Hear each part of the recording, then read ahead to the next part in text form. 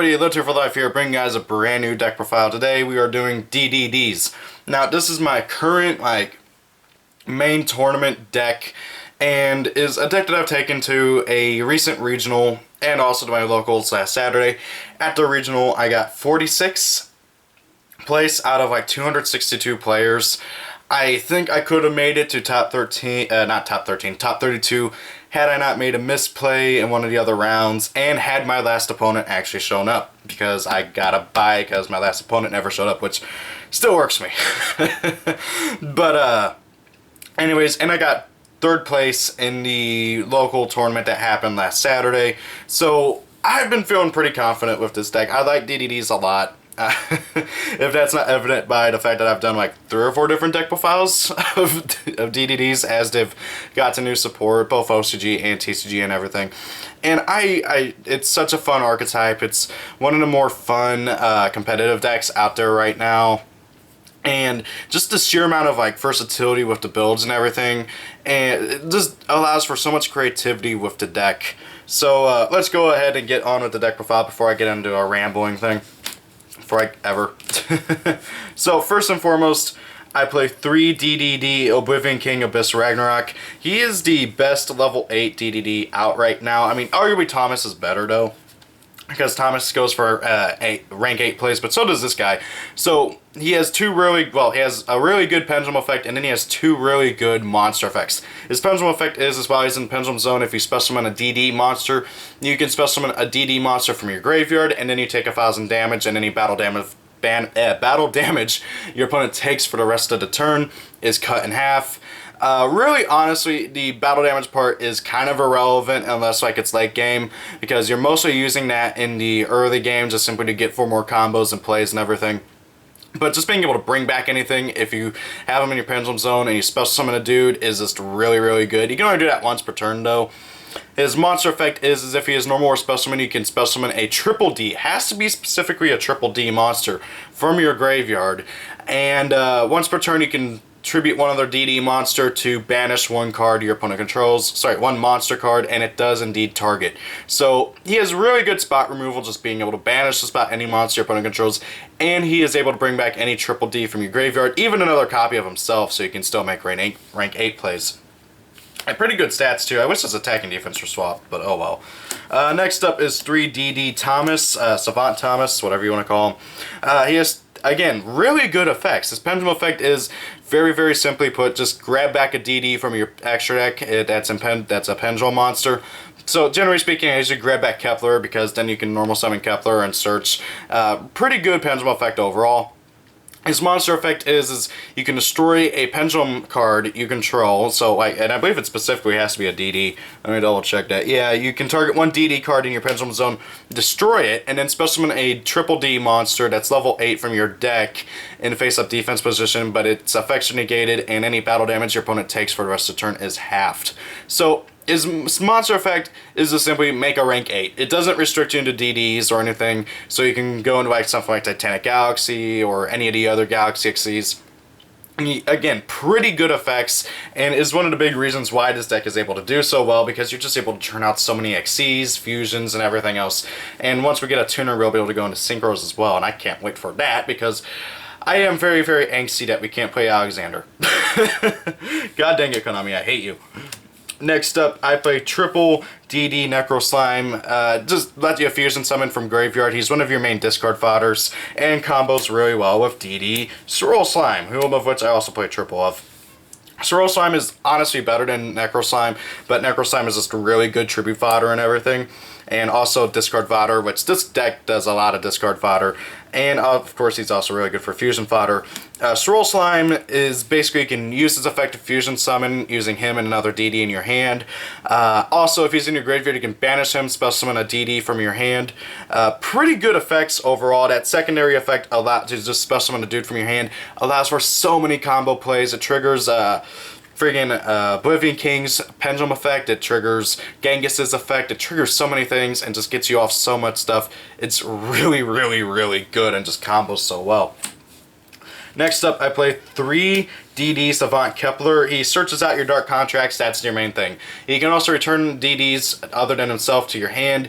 You don't really do that very much, if ever. I used to do it like forever ago if I ran out of stuff and I needed to get a guy off of a Phoenix train, but that's literally it. And then his pendulum effect is he just goes down 2 scales and destroys all your non-DDs you control.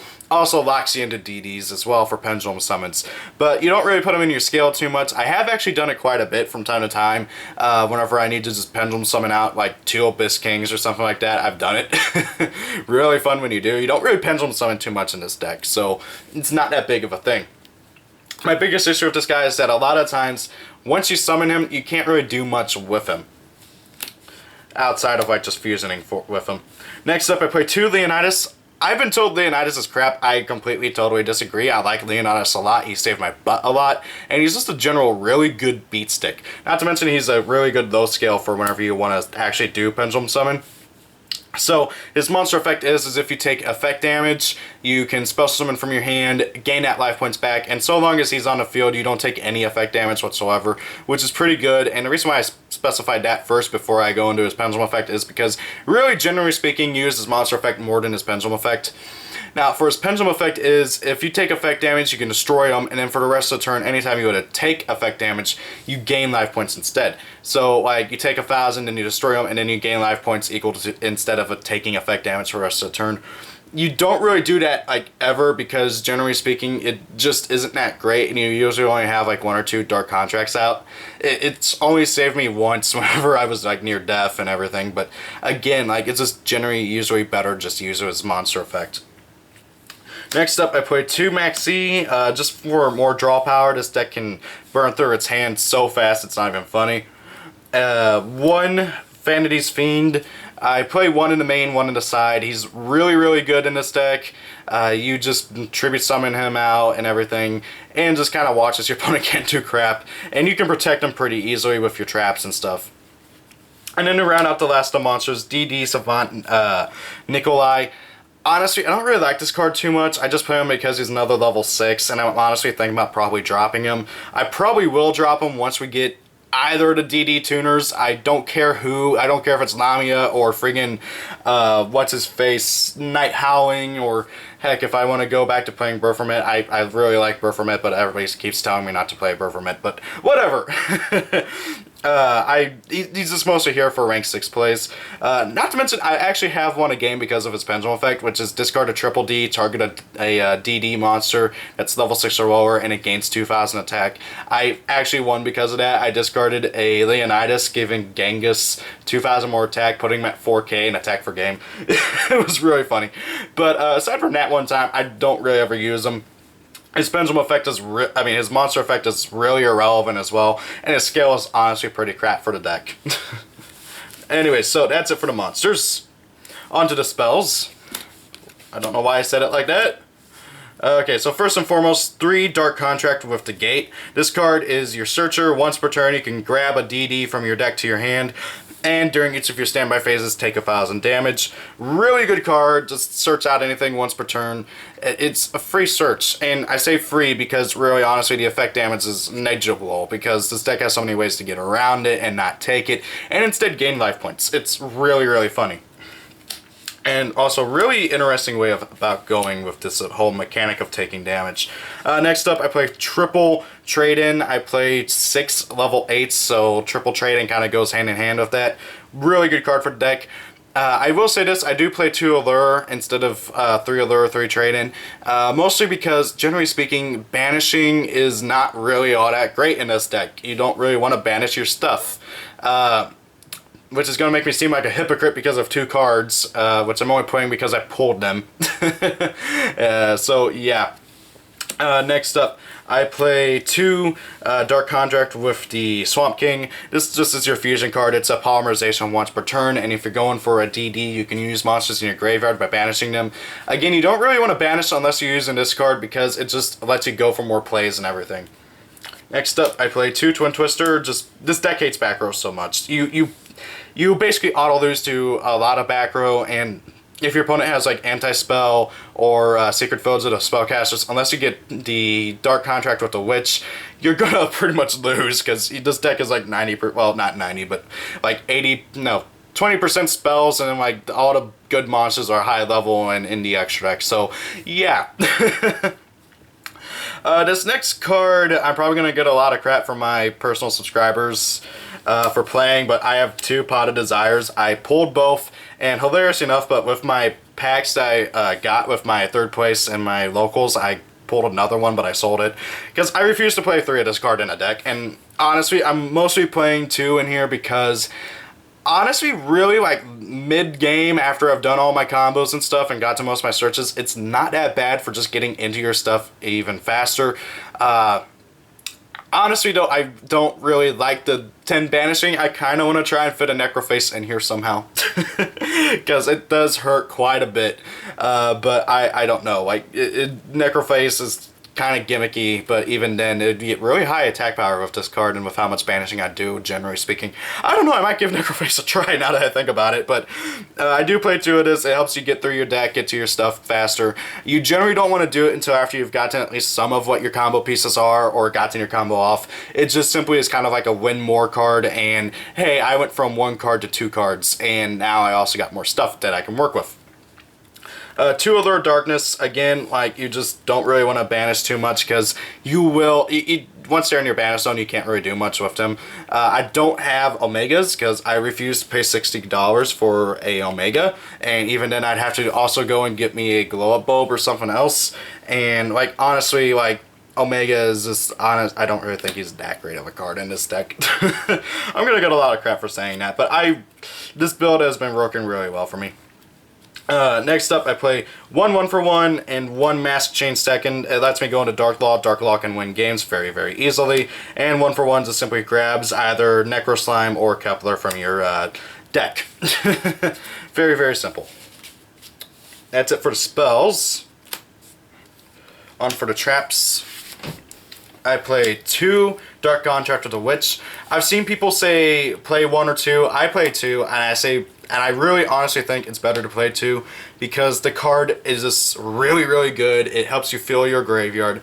It helps you get rid of stuff. It helps you get rid of, like, anti-spell, the field spell that I can't remember, Mystical Fields of Spellcasters, whatever it's called. Helps you get rid of problem cards, gives your creatures more attack power during your opponent's turn, so you don't have to worry about them getting run over. It just is a really, really good card overall, and I don't understand why nobody wants to play more than 1 of it. Next up, 1 Dark Contract with Errors. I tend to run into a lot of back row heavy decks. There's a good amount of people at my locals who play heavy back row decks, who play stuff like Magispectors and Demise decks and everything. So personally for me, I kind of have to play this as a 1-of in my deck. Now, if depending on your locals and everything, you might not want to play this because it really does depend on how much back row you're seeing in your opponent, like in your local area and everything. Personally, due to how much I tend to duel against high back row decks and how much this deck loses to high back row decks, I play 1 of this in the main and 1 in the side. And then 1 Vanity's Emptiness to be able to just lock up my opponent's stuff. Funny thing is that these two really, really work well together because you can turn this off with this, so you can effectively be able to special summon during your turn and lock your opponent out of special summoning during their turn. Really good cards overall. I really like that combo. I've only done it once, but it was funny. Generally speaking, Vanities doesn't stay on field for very long. Now for the extra deck. 1 number 24, Dragulus, the Vampiric Dragon. Really good rank 6, being able to book a moon things, and he's basically unkillable, which is hilarious. 1 Beatrice helps fill the graveyard. 1 Ptolemy 7 just gets rid of stuff and also gets me back stuff from my graveyard so I can do more combo plays. 1 number 39, Utopia Beyond, just allows for more OTKs. 1 Felgrand, protection and decent amount of attack power. 1 number 38, Hope Harbinger, again, basically the same thing as Felgrand, protection and attack power. 1 Galaxy Eyes Cypher Dragon, and then 1, god dang it, Galaxy Eyes Full Armor Photon Dragon to go along with him. Just simply to kind of be able to steal my opponent's stuff, and like if I stole an Xyz monster, I can plop this on top of it. Or I can even just plop this on top of him and go for and have a 4K beat stick. I actually have not gone into him yet. I've never had a reason to actually go into him. One Dual Dawn King, Kali Yuga. I used to play 2, but I dropped into 1 because honestly you really only need 1, and there's ways to get them back from your graveyard and stuff. Pretty good card overall. Really, really, really powerful Xyz, just able to steal games very, very easily. 2 Gengises. Genghis is a really, really good fusion. We really, really needed him over here. And he's a once per turn monster reborn anytime you spell summon a dude. I would play 3, but the issue is that right now nobody's getting rid of theirs, and I don't feel like buying another 10 just to get one more. Granted, the chances of getting a strike are kind of tempting, but I don't know. So this card, you can play 2 or 3 of. Right now I'm playing 2. I might try and squeeze in a 3rd by cutting something. I don't know what yet. Probably a rank 6 I don't go into. But I don't know.